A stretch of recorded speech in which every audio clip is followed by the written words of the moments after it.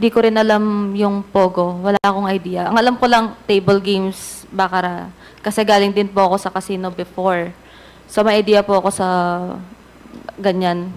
Anyway, syempre po kapag magtatayo ka ng corporation, kailangan ng kasama. Then at the time, inoffer niya po ng parang commission or parang bonus, ganon. Pag nag-operate na po yung company. Pero To cut wala you po short, kami- to cut you short. Hindi mo kasi sinasagot yung tanong ko, Ms. Mascareñas. Ang tanong ko po, bakit pumasok yung kapatid mo sa Lucky South 99 Ako at po saka ang yung nagkuha. nanay mo na sa Whirlwind? Inano ko po sila. Kinonvince na, o tara, ganun, pangalan ko sa inyo to, ganyan, para mabuo na yung 5, para hindi na rin sasakit ang ulo ko. The sa same ibang as tao. in the case of De La Serna, doon sa Biancham, para mabuo lang yung korporasyon. Yes po. O magkanong offer sa kapatid mo at saka sa nanay mo? Sa'yo siguro mas malaki kasi you're in the Lucky South at the same time sa Whirlwind ka rin. How I wish po malaki yung offer, no? Pero yung, like I said po, nag-start po ako 30,000, tapos nung nag-ano na po ako ng, yan, ng una Whirlwind, tinasan lang po ako ng 50,000 na offer, na salary, after, I think, 18 days. Tapos, yung kapatid ko po, wala silang offer talaga since wala pa pong, wala pang operation. Then, para lang magsahod yung kapatid ko, kinuha ko po siya as parang staff sa admin, HR, nakasama ko. Magkano sahod niya? 15,000 or 20,000. Mother Nasa mo? ganun po. Wala po. Okay. So, para mabuo lang yung korporasyon, ikaw at saka yung kapatid mo at saka nanay mo, pumasok sa Whirlwind at saka sa Lucky South. Tama? Yes po. Okay. Sinong kausap mo sa Lucky South? Mr. Wu po. Sa Whirlwind. Mr. Wu po. Siya Oh. lang naman po kausap ko. Mr. Chairman, now it is through the testimony of Stephanie Mascareñas, tama? Yes po. Malinaw po, Mr. Chairman, na yung Whirlwind at saka Lucky South ay isa. Because it's the one Ren Wo. Yes, Tama. Mr. Chair. Yes. Siya yung kausap niya si Whirlwind, siya rin ang kausap sa Lucky South. Yes, But Mr. Chair. the name of Mr. Wo did not appear dun sa Lucky South. Yes po. Siya rin po kasi nagde-decide if masasama yung pangalan niya or hindi. Like that. So, now, inaamin mo na yung Whirlwind at saka Lucky South, isa lang po ito. Like previous po, sinabi ko naman, isa lang po yung boss na kausap ko. Hindi, as a corporation, yung dalawa, isa lang to. Wait lang po, kasi hindi ko po alam kung anong by Hindi, means as iisa. Di ba ang kumausap sa iyo is same Si Mr. person Wu po. sa Whirlwind at saka sa Yes, Lucky South? yes, O yes, di, Mr. Chair. ano lang yun? At the very least, siguro magkakonekta. Yes Okay? po. Safe siguro yun, safe. Yung Whirlwind po kasi parang as realty, then itong Lucky South as outsourcing. Pogo. Siguro po, ganun po. Sa Pogo. Like I said po, wala pong masyadong idea sa Pogo. Anyway.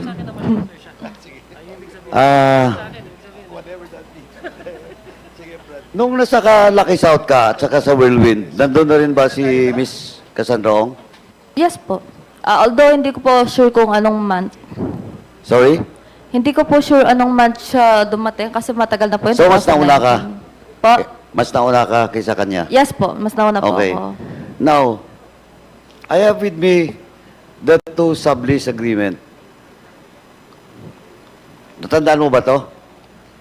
Yung dalawang sublease agreement between Whirlwind and Lucky South. Apo. Tandaan mo.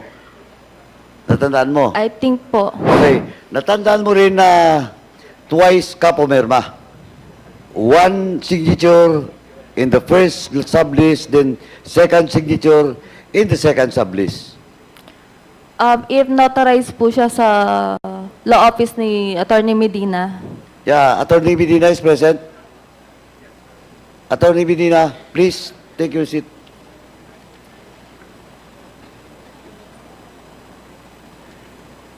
No, the first, ito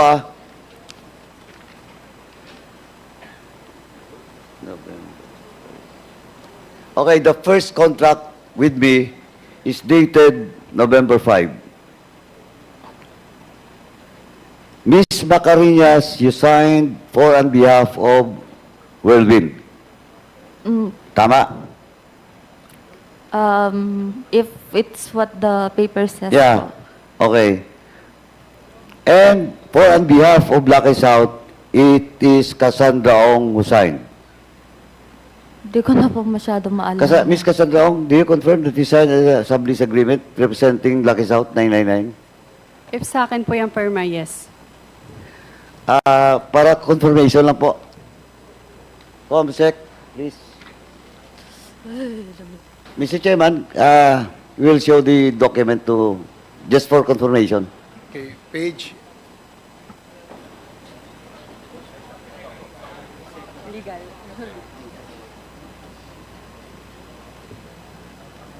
Sublease, yes. Representative lang naman po, pero hindi shareholder. Tama. Ay, tignan ko lang po. Sagutin mo.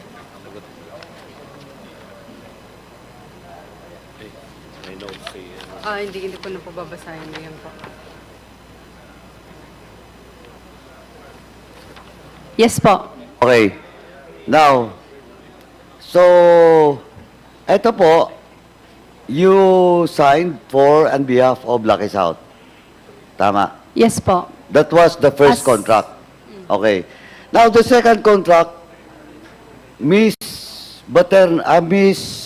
Mascareñas, na wala pong pangalan mo dito. Saan po? Sa Whirlwind po or Lucky South? Both. Baka wala na po ako at that time. Pero ang pinirmahan ko lang po kasi na When was the transfer. time that you left Lucky South or Whirlwind? December 30, 2019. Oh, tama. Because this sublease agreement was signed February 2021. Ay, wala na. So wala ka na doon. Wala na po. Correct. But in this document, Ms. Cassandra Ong, please take note that in the first sublease agreement, you signed for on behalf of Lucky South, but in the second agreement, you signed for on behalf of Whirlwind. And Lucky South was represented by Ms. Baterna. So in short, Mr. Chairman, I just want to establish that former Secretary Harry Roque is lying because he insisted that you are not part of the Whirlwind. Pwede po ako mag-explain, Mr. Chair? You don't want to see the document, the second sublease contract, for Alam you to ko po confirm? You want to see it? Or Alam you ko na- confirm na? Confirm na po. Ms. Baterna, do you confirm that you signed the sublease agreement for on behalf of Lucky South 999? Yung second sublease agreement, ikaw na pong pumirma dito? Hindi ko po nakita. Mr. Okay. Chair.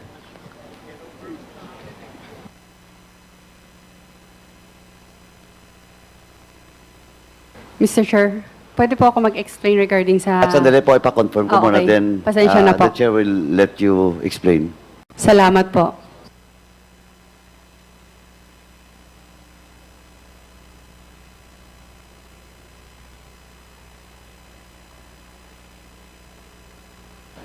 So, Ms. Baterna, you confirm? Yes po, Mr. Chair. Okay. Now, Ms.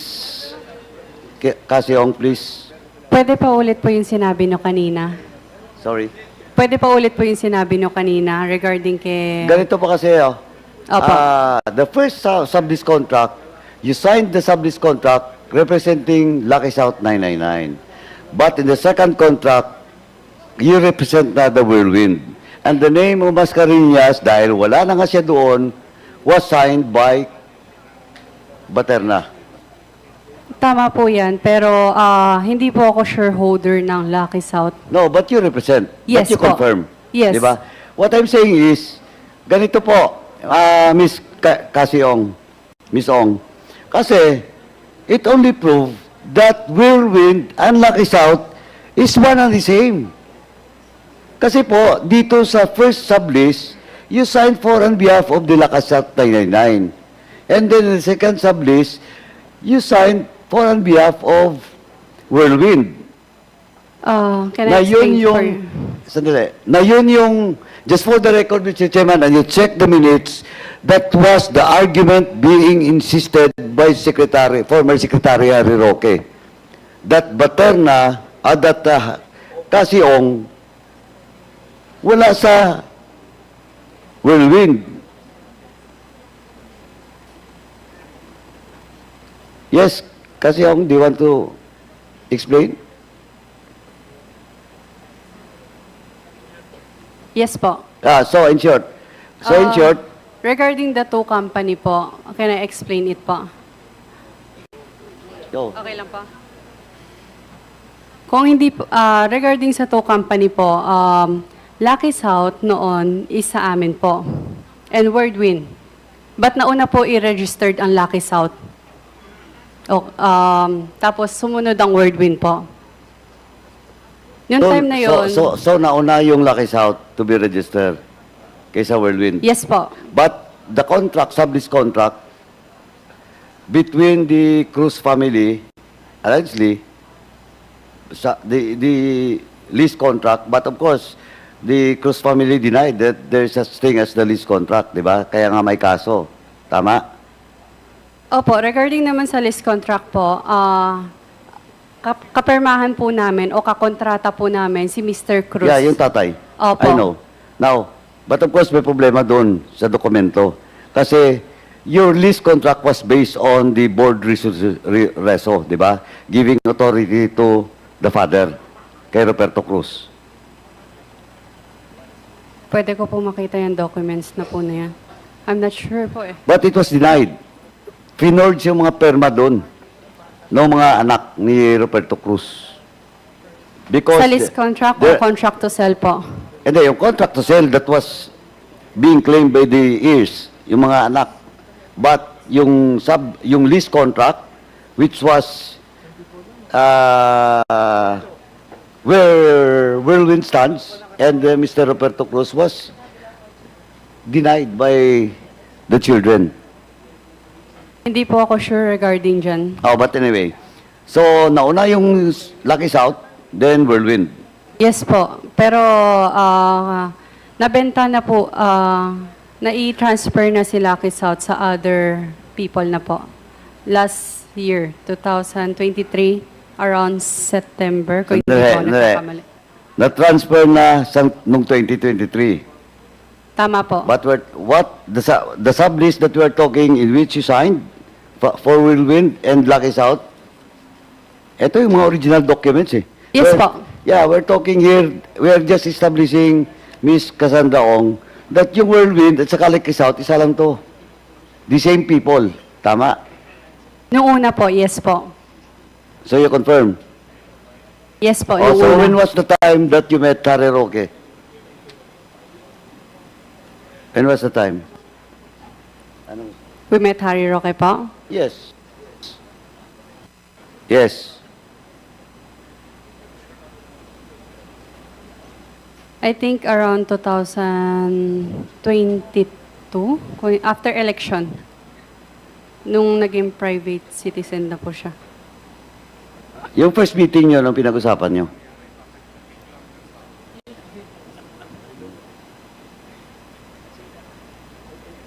Hindi ko na po masyado... Paano? Hindi mo matandaan? I-recall ko lang. Oo. Paano mo nakilala si Harry Roque? Pinakilala siya from Singaporean friend po sa amin. Sinong Singaporean friend na yun? Hindi ko po kilala. Kaibigan po siya ng ninong ko, si Mr. Wu. Mr. Duaran Wu. So, a Singaporean Kaibigan po siya. friend of Mr. Wu introduced Harry Roque. Pwede pa ulit po?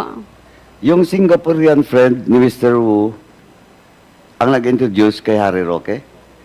Tama po. O, so, common friend nila yung Singaporean. Yes po, kung hindi Okay. po ako nagkakamali. So, first meeting nandun ka. Opo. Anong pinag-usapan? Nagpakilala lang po, casual dinner. Tapos, Wala na po. the following, after nung first meeting nyo, may second meeting pa kayo? Nagkita pa ulit kayo? Wala na po. Wala na? After ng first meeting, madalang na lang po kaming... To be exact is hindi po kami nag-uusap after first meeting. Hindi, sinamahan ka pa nga sa pagkor Yes eh. po. Ito, ina-explain ko po. Please give me time to explain po, Mr. Chair. Yeah. After nung first meeting, hindi po na masyadong nagkakaano. Nagkausap lang regarding, nagpatulong lang po. Nagpatulong ka. Opo. But, eto po, Cassandra. Yes po. During the first meeting, nandun ka mismo sa meeting with the Singaporean friend and Mr. Wo. Tama po. Siyempre, kung nandun ka, narinig mo kung anong pinag-usapan. Simpleng pakilala lang po. Simpleng casual So, wala din. kayong pinag-usapan? Wala silang pinag-usapan? Wala po. And after that, Kung hindi po ako Hiroke- nagkakamali, regarding po sa solar po ang... Sa solar po yata? sa solar. Opo. Nag-materialize ba yung solar na yun? Ngayon ko lang po naalala. Like what I said po, medyo nakalimutan ko na yung pangyayari kanina. Kahit Napapanood mo bang hearing dito? Habang nag-hearing? kailan po? The other day, on the second hearing, napapanood mo ba? The whole hearing po, hindi po. Pero may mga news po yata. Anyway, But not exact. Anyway, magkaalaman tayo pag nandito na si Harry Roque. But Mr. Chairman, again, I just like to manifest that itong whirlwind from the very start sa Lucky South is one and the same. Pareho po lahat, pati mga investors, no? Tapos paggamit ng mga tao. Sasagot ka? Mr. Chair, Sandali. Tapos na ba ako? kindly wrap up so that we can